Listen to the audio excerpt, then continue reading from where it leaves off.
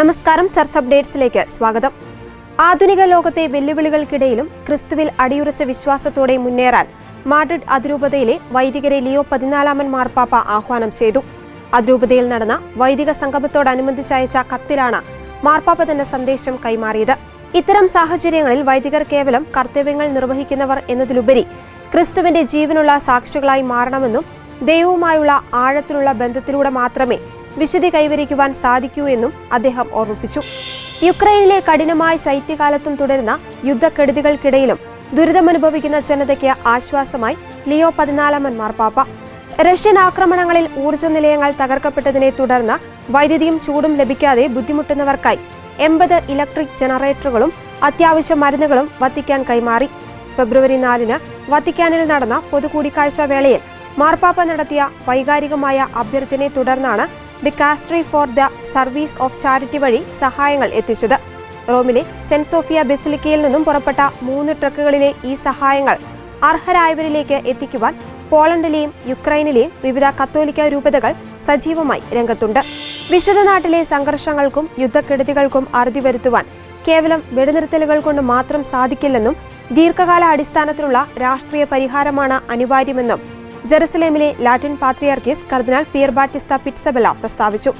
Vatican ന്യൂസിന് നൽകിയ അഭിമുഖത്തിലാണ് അദ്ദേഹം ഈ നിലപാട് വ്യക്തമാക്കിയത്. ഇസ്രായേലും പാലസ്തീനും തമ്മിലുള്ള പ്രശ്നങ്ങൾ സൈനിക നീക്കങ്ങളിലൂടെ മാത്രം പരിഹരിക്കാനാവില്ലെന്നും ഇരുവിഭാഗങ്ങൾക്കും സ്വീകാര്യമായ സുതാര്യമായ ഉടമ്പടികൾ ഉണ്ടാകണമെന്നും അദ്ദേഹം ചൂണ്ടിക്കാട്ടി.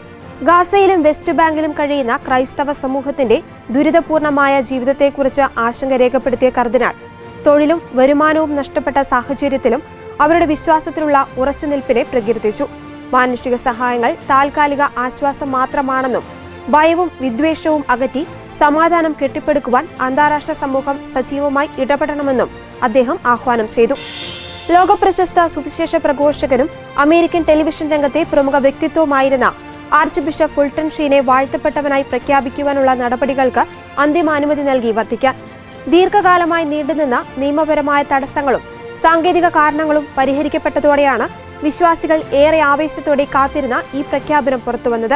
2019 നടക്കേണ്ടിയിരുന്ന നാമകരണ ചടങ്ങുകൾ ചില തർക്കങ്ങളെ തുടർന്ന് മാറ്റിവെച്ചിരുന്നുവെങ്കിലും അദ്ദേഹത്തിന്റെ മധ്യസ്ഥതയിൽ നടന്ന അത്ഭുത പ്രവൃത്തി വത്തിക്കാൻ നേരത്തെ തന്നെ സ്ഥിരീകരിച്ചിരുന്നു.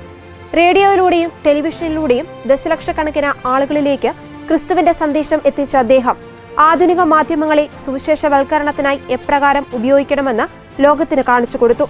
സഭയുടെ ഔദ്യോഗിക അംഗീകാരം ലഭിച്ചതോടെ അമേരിക്കയിലെ പിയോറിയ രൂപതയിൽ വെച്ച് അദ്ദേഹത്തെ വാഴ്ത്തപ്പെട്ടവനായി ഉയർത്തുന്ന ചടങ്ങുകൾ ഉടൻ ആരംഭിക്കും. ലോക രോഗി ദിനാചരണത്തോടനുബന്ധിച്ച് പെറുവിലെ ചിക്ലായോ അതിരൂപതയിൽ നടക്കുന്ന പ്രധാന ചടങ്ങുകളിൽ ലിയോ 14 മാർപ്പാപ്പയുടെ പ്രത്യേക പ്രതിനിധിയായി കർദിനാൾ മൈക്കൽ സെർണി പങ്കെടുക്കും. ലോകമെമ്പാടുമുള്ള രോഗികൾക്ക് സഭ നൽകുന്ന പ്രത്യേക കരുതലും ആത്മീയ പിന്തുണയും പ്രകടമാക്കുന്നതിനാണ് മാർപ്പാപ്പ തന്റെ പ്രതിനിധിയെ പെറുവിലേക്ക് അയച്ചിരിക്കുന്നത്.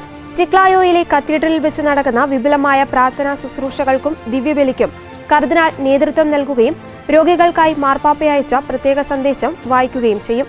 ഇതോടെ ചർച്ച അപ്ഡേറ്റ്സ് പൂർണ്ണമാകുന്നു. നന്ദി.